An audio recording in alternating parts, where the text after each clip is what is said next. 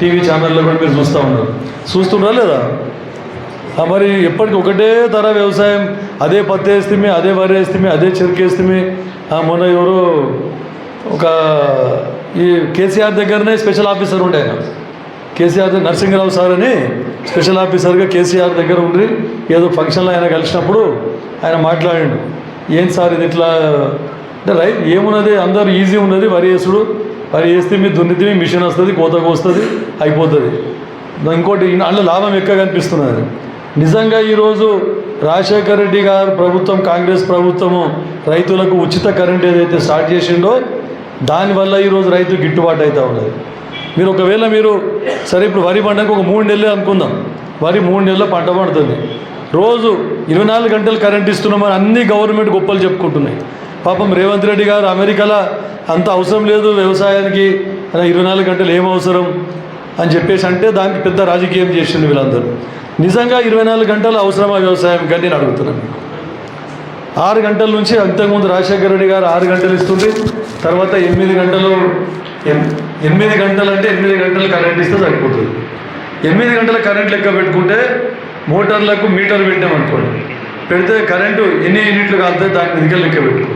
దాని మీదకే లెక్క పెడితే ఒక వరి పంట అయ్యేసరికి 25,000 రూపాయలు మనకు కరెంటు బిల్లు వస్తుంది. దాని మీద లెక్క పెడితే ఎంత వరి పంటకు 3 నెలల పంట తీయడానికి 25,000 నుంచి 30,000 రూపాయల దాకా కరెంటు బిల్లు వస్తుంది. అవి లెక్క పెట్టుకుంటే 30,000 మైనసే కదా. మరి అది లెక్క పెడతలేం మనం. అది లెక్క పెట్టకుండా వరి పెడుతున్నాము, వరి లాభం ఎక్కువ ఉన్నది, పని ఏమి ఎక్కలేదు. అట్లా చెరుకు సంవత్సరం మొత్తం పంట ఒకసారి పెట్టేస్తే, చెరుకు దొక్కేస్తే ఇక దాని తర్వాత మళ్ళా ఫ్యాక్టరీకి వేసిన దాకా మాకేం పని ఉండదు. అప్పుడప్పుడు మధ్య మధ్యన మందులు వేసి రోజు నీళ్ళు పెడితే చెరుకుది ఏముండదు అని చెప్పేసి. కానీ వరి చెరుకు కంటే లాభదాయకమైన పంటలు చాలా ఉన్నాయి, కానీ రైతులు దాని గురించి పట్టించుకుంటలేరు. ఎన్నో ఉన్నాయి, హార్టికల్చర్ పంటలు ఉన్నాయి, తర్వాత ఇతరత్ర వేరే ఉన్నాయి. మిల్లెట్స్, ఇప్పుడు కేంద్ర ప్రభుత్వం మిల్లెట్స్, మనం వెనుకడికి తక్కువ నీళ్ళతోనే అన్ని మిల్లెట్స్ అంటే చిరుధాన్యాలు, కొర్రలు, సామలు, సజ్జలు అవన్నీ జొన్నలు పండించుకుంటుంటుంది.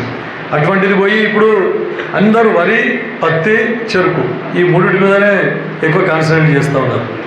వేరే పంటలు వేసి చూడండి, ఇంకోటి పంట మార్చి చూడండి, పంట మార్పిడి చేస్తే ఎక్కువ దిగుబడి వస్తుందని చెప్పేసి ఇవన్నీ ఎన్నో ట్రైనింగ్ కార్యక్రమాలు.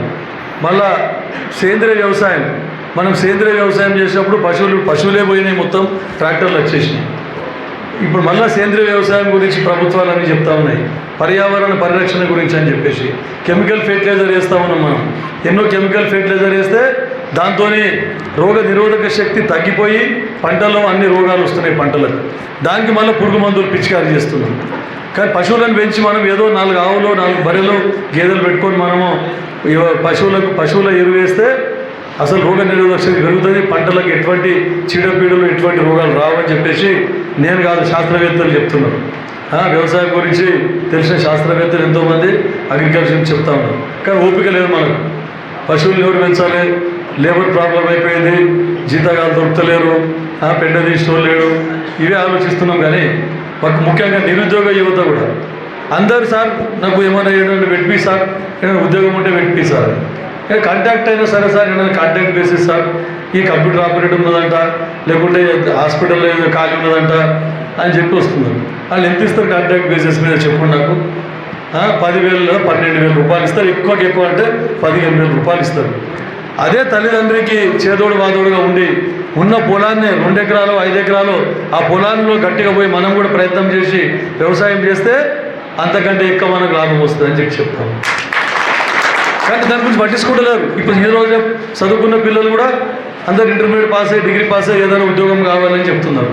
కానీ అదే చార్టెడ్ అకౌంటెంట్ కానీ ఐటీ సెక్టర్లో పనిచేసే వాళ్ళు ఉద్యోగం వచ్చి 40,000 జీతము వస్తే కూడా ఇడిచిపెట్టుకొని వచ్చి వ్యవసాయ భూమి లేకుంటే లీజ్ కన్నా తీసుకుంటున్నారు, లేకుంటే ఉన్న పైసలతో ఎక్కడన్నా పనికిరాని భూమిని తీసుకొని బోర్లేసి డెవలప్ చేసి ఈరోజు అంతకంటే 40,000 నెల కంటే ఎక్కువ. 40 అంటే సంవత్సరానికి ఎంత అవుతుంది? 12,40 5 లక్షల రూపాయలు వస్తాయి. ఒక్క పంటల 10 లక్షల రూపాయల లాభం కూడా తీసిందని చెప్తా ఉన్నాను. మీరు చూసిండు ఇప్పుడే డ్రాగన్ ఫ్రూట్ కింద మనం చూసిండ్రు, డ్రాగన్ ఫ్రూట్ కింద 8 లక్షల రూపాయలు ఎకరంకు తీసినా, 2 ఎకరాలలో 8 లక్షలు తీసినా అని చెప్తున్నాను. మరి మనం ఇంత చదువుకొని ఇంత అన్ని సైన్స్ ఇంత టెక్నాలజీ డెవలప్ అయింది, మరి దాని గురించి పట్టించుకోవట్లేదు. ఎంతసేపు క్లర్క్ ఉద్యోగము, ఎంతసేపు హాస్పిటల్ కాంటాక్ట్ బేసెస్, లేకుంటే ఏమైనా చూపించండి సార్, నర్సు ఉద్యోగం ఉన్నది ఏమైనా చూపించండి సార్. తల్లిదండ్రులు పాపం కష్టపడి ట్రాక్టర్ అన్నీ దున్ని అన్నీ చేసి వాళ్ళు పంట పండించి వాళ్ళకి చేదోడుగా వాదోడుగా ఉంటే ఏమైతే ఉండరు. మనం అందరం చదువుకుంటున్నాం, టైమే సర్కారు నౌకరీ వస్తేనే చేస్తాం, లేకుండా లేదు. సర్కారు నౌకరీ ఫ్రీ, ఫ్యాన్ కింద కూర్చోవచ్చు, హాజరు వేసుకొని జీతం తీసుకొని పని చేస్తే లేకుంటే లేదు అనే పరిస్థితిలో అందరు సర్కారు నౌకరీ అని చెప్తున్నారు. లేకుంటే మళ్ళీ రిటైర్ అయినాక పెన్షన్ వస్తుంది. అవన్నీ కావు. పోయింది ఈరోజు రేపు గవర్నమెంట్ సెక్టర్లో ఎక్కడ ఉద్యోగాలు దొరుకుతలేవు, ఏమున్నా ప్రైవేట్ సెక్టర్లో పోతే వీళ్ళే గట్టిగా ఒళ్ళొంచి పని చేస్తారు. కానీ ప్రభుత్వ ఉద్యోగం పోతే ఆఫీసులో పోతే పని చేయరు. నేను చాలామంది చూస్తూ ఉన్నాను, పని చేస్తారు, చాలామంది సిన్సియర్ ఉన్నోళ్ళు అక్కడైనా పని చేస్తారు, ఇక్కడైనా పని చేస్తారు. కానీ అడిగేటోళ్ళు ఉంటారు కదా ప్రభుత్వంలో, అడిగితే యూనియన్లు అంటారు, మా యూనియన్ అట్లా మాకు సతాయిస్తుందరా అని చెప్పేసి. కేసీఆర్ వచ్చినాక అయితే యూనియన్లే బంద్, స్ట్రైకులకు లెక్కలేదు, ఏది లెక్కలేదు, ఏం మాట్లాడితే కూడా తీసుకుపోయి పోలీస్ స్టేషన్లో వేసింది. ఇప్పుడు మా ముఖ్యమంత్రి గారు రేవంత్ రెడ్డి గారు వచ్చినాక రైతులకు అన్ని విధాలు లాభమయ్యే విధంగా వ్యవసాయం లాభదాయకం చేయాలి.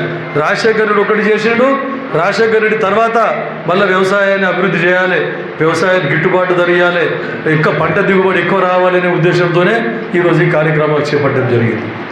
ఈరోజు కేవలము ప్రతి నియోజకవర్గానికి ఒకటే రైతు వేదికలా ఈరోజు ఈ కార్యక్రమం చేపట్టింది. ఖచ్చితంగా మీకు రాను అన్ని రైతు వేదికలలో క్లస్టర్ 4 గ్రామాలకు ఒక క్లస్టర్కు ఒక రైతు వేదిక ఉన్నది. నిజంగా అందరు రైతులకు కొంతమందికి ఇంట్రెస్ట్ ఉంటుంది, కొంతమందికి ఇంట్రెస్ట్ ఉండదు. కానీ ఒకరిని చూసి ఒకరు నేర్చుకుంటే ఖచ్చితంగా అందరికి ఇంట్రెస్ట్ వస్తుంది. శాస్త్రజ్ఞులతో పంట ఏ విధంగా కాపాడుకోవాలి, పంట ఏ విధంగా పండించాలి అని చెప్పేసి మీకు అన్ని విధాల ట్రైనింగ్ ప్రోగ్రామ్స్ ఇస్తే ఎంతోమంది మీరు చూసింది. ఎందుకు కేసీఆర్ ప్రభుత్వంలో కూడా రైతులను తీసుకొని పోయి ఎక్కడో తీసుకొని పోయింది, టూర్ తీసుకుపోయిందా లేదా, చెరుకు పండించే దగ్గరికి తీసుకుపోయినారు. మన దగ్గర 35-40 టన్నుల కంటే ఎక్కరాదు. అదే లాతూరు మహారాష్ట్రకు పోతే 80 నుంచి 100-120 టన్నుల దాకా చెరుకు తీస్తున్నారు.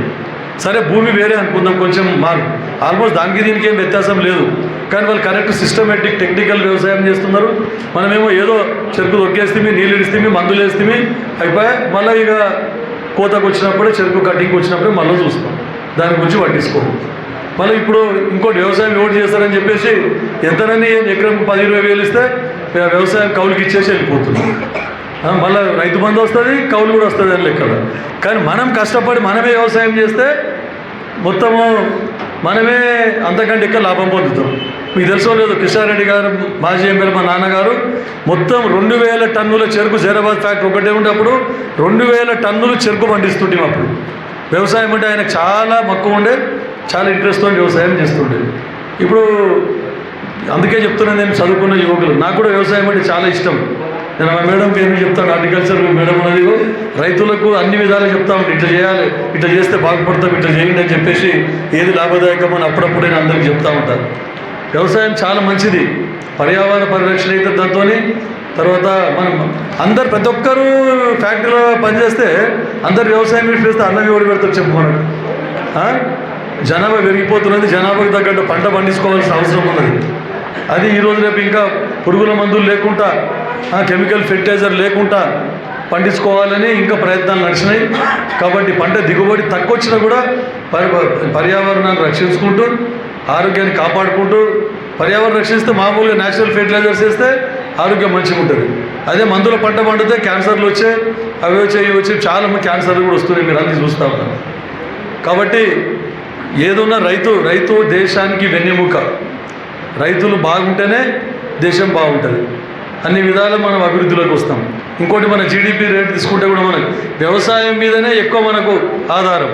మన పంట దిగుబడి, మనం పండించిన పంటల మీదనే మన జీడిపి ఆధారపడి ఉన్నది. పరిశ్రమలతో ఇప్పుడు ఐటీ సెక్టర్ వచ్చినాక జీడిపి పెరిగిపోయింది ఆ సెక్టర్, పరిశ్రమల సెక్టర్లో. కానీ అంతకుముందు భారతదేశంలో 80% మంది వ్యవసాయం చేస్తుండ్రు. దేశంలో ఏ ఇన్కమ్ వచ్చినా ఏది వచ్చినా కూడా ప్రతిదానికి దేశం బాగుపడాలంటే వ్యవసాయం మీదనే డిపెండ్ అయ్యింది. ఇప్పుడు కూడా మీకు ఎక్కువ చెప్పకుండా, ఎందుకంటే ఇది మంచి కార్యక్రమం మా ముఖ్యమంత్రి రేవంత్ రెడ్డి గారు పెట్టడం జరిగింది. ఈరోజు స్టార్టింగ్ నెట్ ట్రబుల్ రావడం వల్ల మీరు అందరూ మొత్తం చూడలేకపోయారు. ఖచ్చితంగా మా అగ్రికల్చర్ అధికారుల సహాయ సహకారాలతోని, ప్రజాప్రతినిధుల సహాయ సహకారాలతోని ముందు మనం ఇంకా దీన్ని ఈ ట్రైనింగ్ ప్రోగ్రాంలో ఏమైనా లోటుపాట్లు ఉంటే ఒకవేళ వాళ్ళతో టీ ఫైబర్ వాళ్ళతో కూడా మాట్లాడి direct telephone net direct telephone internet ఏదైనా కార్డుతోని డైరెక్ట్ యాక్సెస్ అయ్యేటట్లుంటే కూడా మనం చూసుకొని ఆ రోజు ఏ రోజైతే ట్రైనింగ్ ప్రోగ్రామ్ ఉంటుందో రైతులకు డైరెక్ట్ నెట్ ప్రాబ్లం లేకుండా మొత్తం ప్రోగ్రామ్ వీక్షే విధంగా మేమందరం మనీష్ పాటిల్ గారు కూడా నేను చెప్తామని మనం ఉంటే డైరెక్ట్ ఇంటర్నెట్ కార్డు వైఫై కనెక్షన్తో కూడా మనం చేసుకొని ఏ డిస్టర్బెన్స్ లేకుండా అన్ని రైతు వేదికలలో కూడా ఇలాంటి సిస్టమ్ను చేసే విధంగా చేస్తూ ప్రభుత్వం ఏదైతే మనకు సహాయ సహకారం అందిస్తున్నదో ప్రభుత్వం ఇప్పుడు స్కూల్లో టీచర్ ఏం చెప్తాడు, వాళ్ళు చెప్పేది 25%. బారాన వాళ్ళు చారాన చెప్తే బారాన మనం కష్టపడి చదువుకొని మార్కులు తెచ్చుకొని పాస్ కావాలి. ఇది కూడా అంతే, ప్రభుత్వం ఒక ప్రోత్సాహకమే ఇస్తుంది మనకు. ప్రభుత్వ ప్రోత్సాహకం 25% ఉంటే 75% మనం కష్టం చేసుకొని కష్టపడి పంట దిగుబడి పెంచుకుంటే అప్పుడు మనకు లాభం ఎక్కువ వస్తుంది. కానీ మొత్తం ప్రభుత్వం వేయాలిగా మనం కాలు మీద కాలు వేసుకొని కూర్చుంటాం.